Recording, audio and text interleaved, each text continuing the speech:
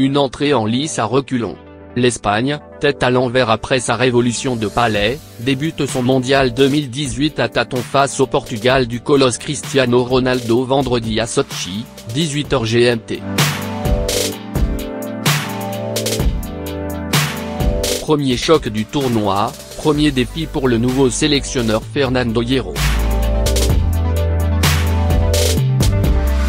Il y a encore 3 jours, l'ex-directeur sportif de la Roja n'imaginait pas s'asseoir sur le banc du stade olympique pour ce derby ibérique entre les deux derniers champions d'Europe, vraisemblablement déjà décisif pour la première place du groupe B.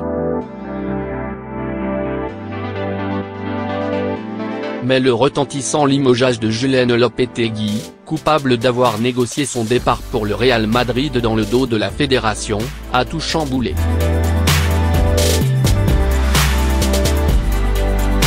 Et voilà Hierro, une quarantaine de matchs comme entraîneur en deuxième division, propulsé dans la plus grande compétition planétaire, à la tête d'un des favoris.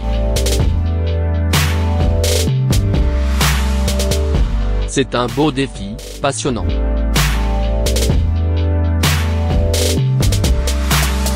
Les circonstances sont ce qu'elles sont et j'accepte cette responsabilité avec courage, a dit l'ancien défenseur.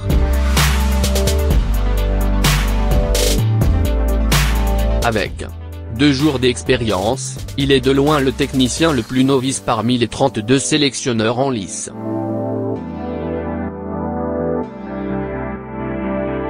Mais Hierro peut se raccrocher à l'exemple de son ex-équipier Zinedine Zidane, ce dernier, débarqué de 3e division, n'a-t-il pas remporté 3 Ligues des Champions d'affilée avec le Real?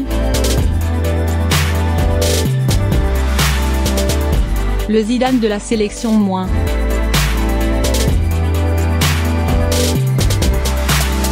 Être le Zidane de la sélection?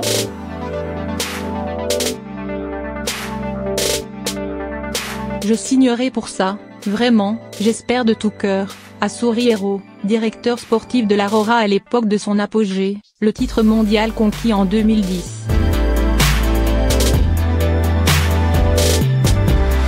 Évidemment, rien ne sera facile, surtout pas face au Portugal de Fernando Santos, solide derrière, talentueux au milieu, et dangereux devant avec Ronaldo.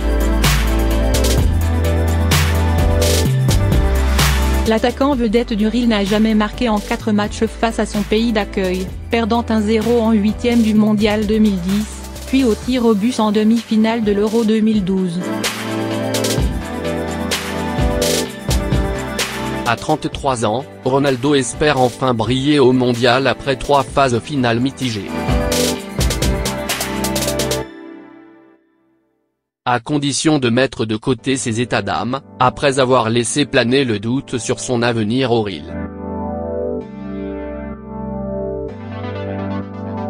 Sur les rives de la mer Noire, le quintuple ballon d'or croisera vendredi des visages connus, ses habituels adversaires barcelonais André Iniesta, Sergio Busquets et Gérard Piqué, et ses équipiers madrilènes Sergio Ramos, Isco et Nacho, lequel est pressenti pour tenter de museler Ronaldo.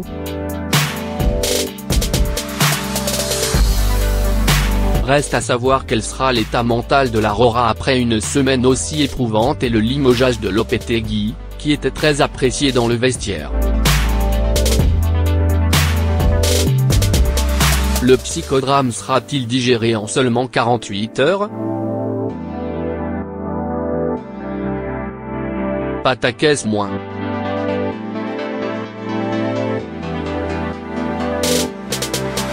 On ne peut pas parler de tout ce qui s'est passé, on perdrait des forces et de la concentration. Nous devons être focalisés sur le Portugal, a tranché Hierro, replaçant le débat sur l'aspect sportif. Invaincus depuis 20 rencontres, les joueurs espagnols se trouvent les yeux fermés sur le terrain et n'ont sans doute pas oublié leur football en 2 jours. Hierro, lui, a reconnu qu'il n'avait pas le temps de tout bouleverser. Ces options devraient donc être conservatrices, avec Diego Costa en pointe, alimenté par un redoutable trio de créateurs, Isco, André Iniesta et David Silva. J'aimerais que mon équipe joue bien, qu'elle rivalise bien, avec du talent, un jeu de possession, a-t-il expliqué. Si en plus j'ai des artistes comme ceux dont je dispose, je serais enchanté. Et si, paradoxalement, le pataquès mondial autour de Lopetegui libérait l'Espagne de toute pression ?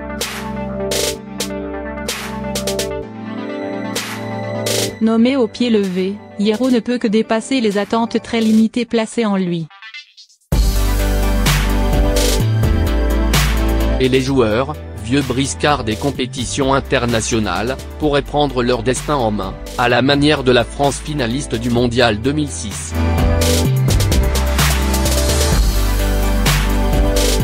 Piqué, l'un des plus forts caractères de cette aura, a aussitôt envoyé un message rassembleur et cité l'exemple de l'équipe de basket de l'Université du Michigan, sacrée championne en 1989 après avoir limogé son entraîneur juste avant la compétition.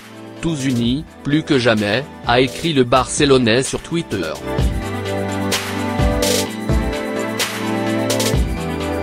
Je ne pense pas que tout cela va déconcerter l'équipe d'Espagne, a résumé le milieu portugais Bernardo Silva.